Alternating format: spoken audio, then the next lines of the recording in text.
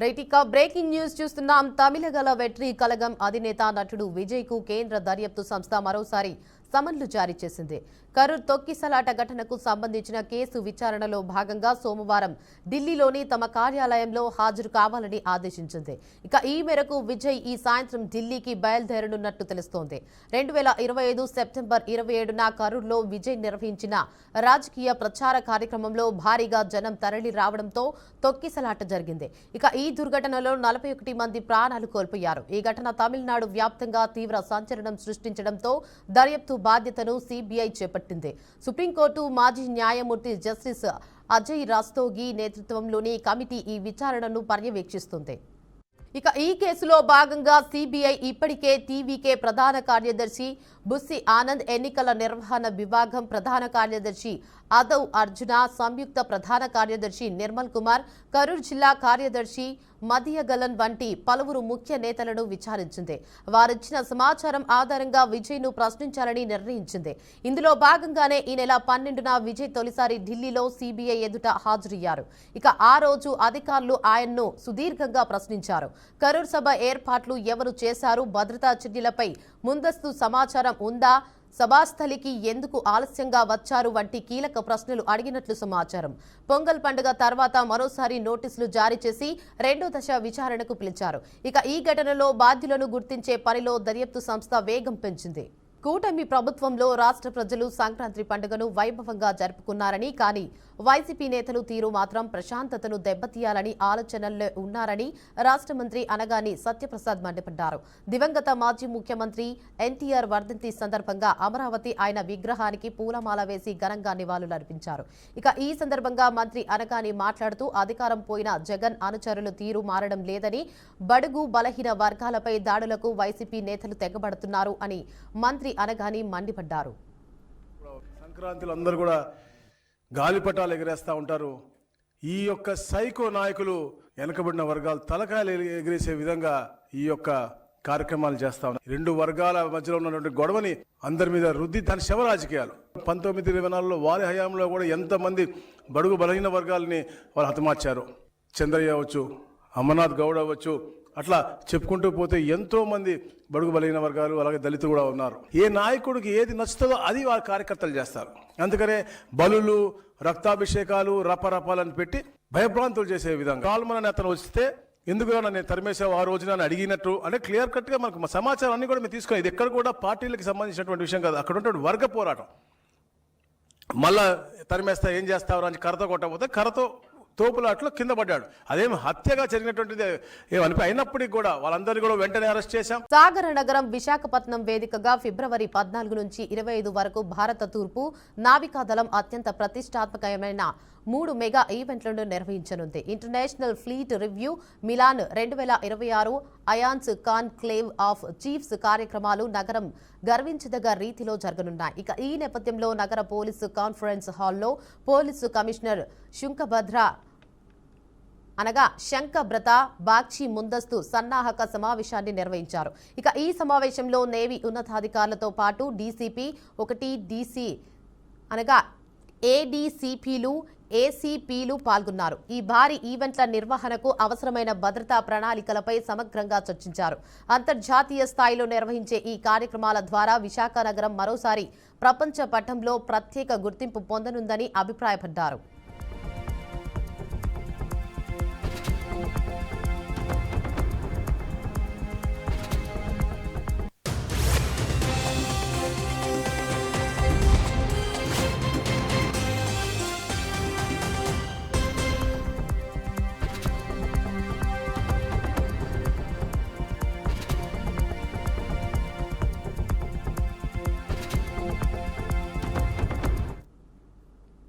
Police బందోబస్తు, పటిష్టమైన భద్రతా చర్యలు, ట్రాఫిక్ క్రమబద్ధీకరణపై ప్రత్యేక దృష్టి సారించారు.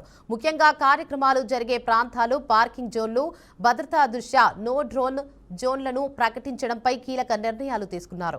వివిధ దేశాల నుంచి విచ్చేసే ప్రతినిధులు, విశిష్ట అతిథులు రాకపోకలు, వారి సందర్శనల కోసం ప్రత్యేక రోడ్డు మార్గాలను కేటాయిస్తూ ప్రణాళికలు సిద్ధం చేశారు.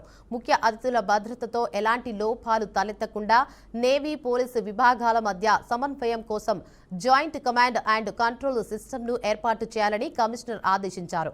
ప్రపంచ దేశాల నౌకాదళ అధిపతులు హాజరయ్యే ఈ వేడుకలను దిగ్విజయం చేసేందుకు పటిష్టమైన కార్యాచరణను అధికారులు రూపొందించారు.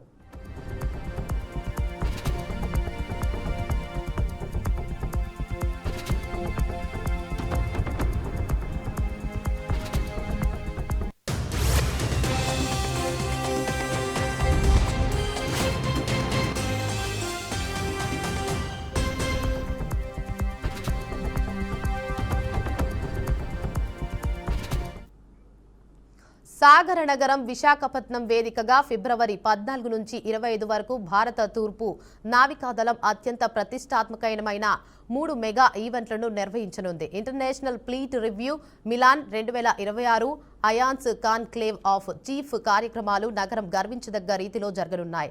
ఇక ఈ నేపథ్యంలో నగర పోలీసు కాన్ఫరెన్స్ హాల్లో పోలీసు కమిషనర్ శంఖబ్రత బాగ్చి ముందస్తు సన్నాహక సమావేశాన్ని నిర్వహించారు. ఇక ఈ సమావేశంలో నేవీ ఉన్నతాధికారులతో పాటు డీసీపీ 01, ఏడీసీపీలు, ఏసీపీలు పాల్గొన్నారు. ఇక ఈ భారీ ఈవెంట్ల నిర్వహణకు అవసరమైన భద్రతా ప్రణాళికలపై సమగ్రంగా చర్చించారు. అంతర్జాతీయ స్థాయిలో నిర్వహించే ఈ కార్యక్రమాల ద్వారా విశాఖ నగరం మరోసారి ప్రపంచ పటంలో ప్రత్యేక గుర్తింపు పొందనుందని అభిప్రాయపడ్డారు.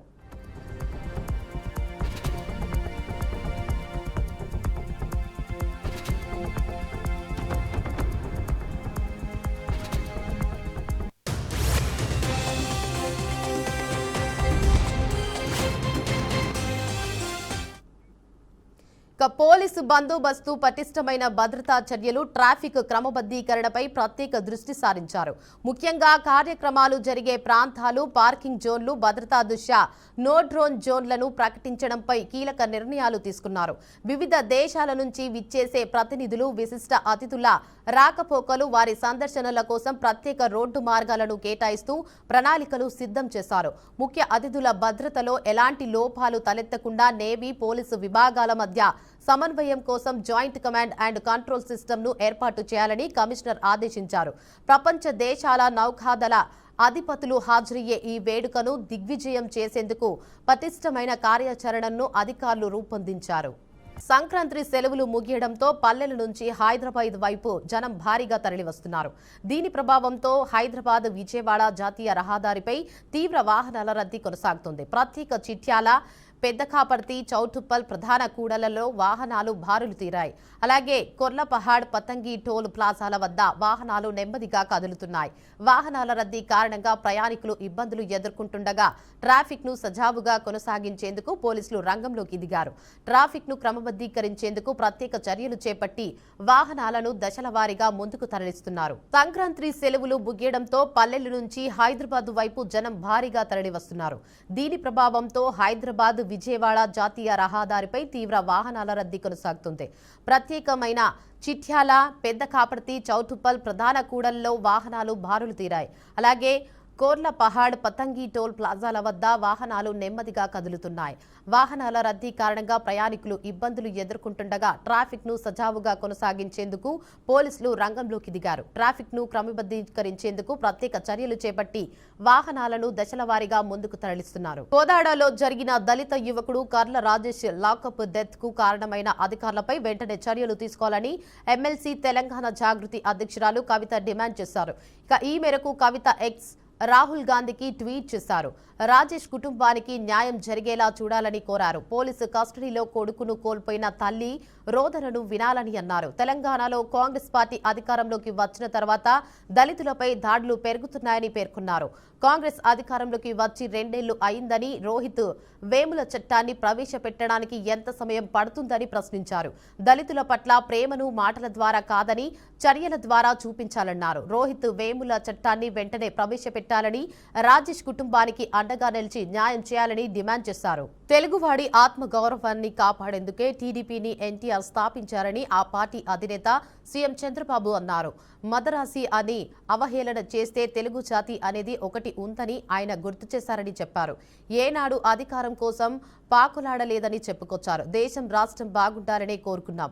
తనను నడిపిస్తున్న టీడీపీ కుటుంబ సభ్యులకు ధన్యవాదాలు అని సీఎం తెలిపారు.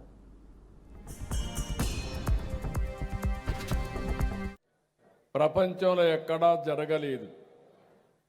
పార్టీ పెట్టిన 9 నెలల్లో అధికారంలోకి వచ్చిన ఏకైక పార్టీ తెలుగుదేశం పార్టీ అనే విషయం మనం ఎవ్వరూ మర్చిపోవడానికి వీలు లేదు.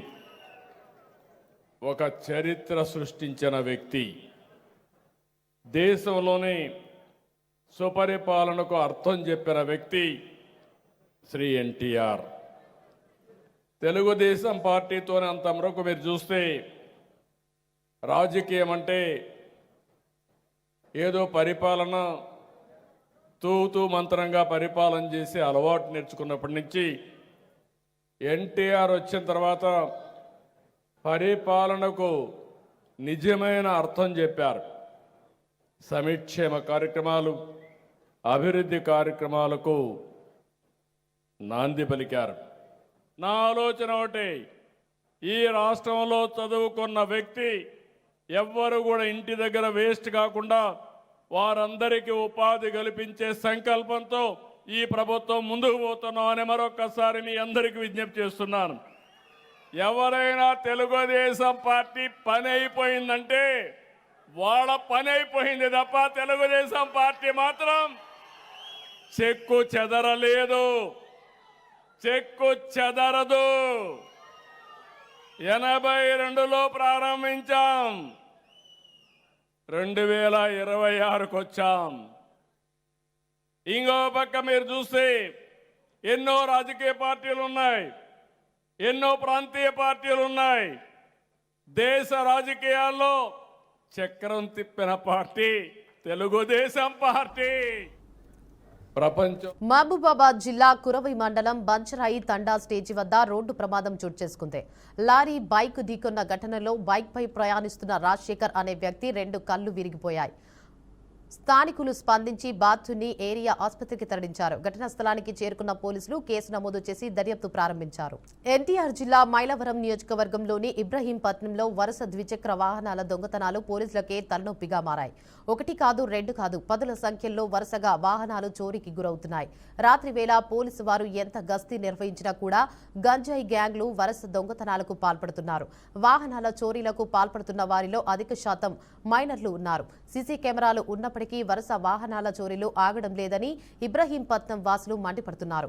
కాయా కష్టం చేసుకుని కొనుక్కున్న వాహనాలు చోరీలకు గురవడంతో వాహనాల యజమానులు బోరుమంటున్నారు. పోలీసులు వాహన దొంగలపై ప్రత్యేక నిఘా ఉంచి తమ వాహనాలను కాపాడాలని వాహనదారులు కోరుతున్నారు.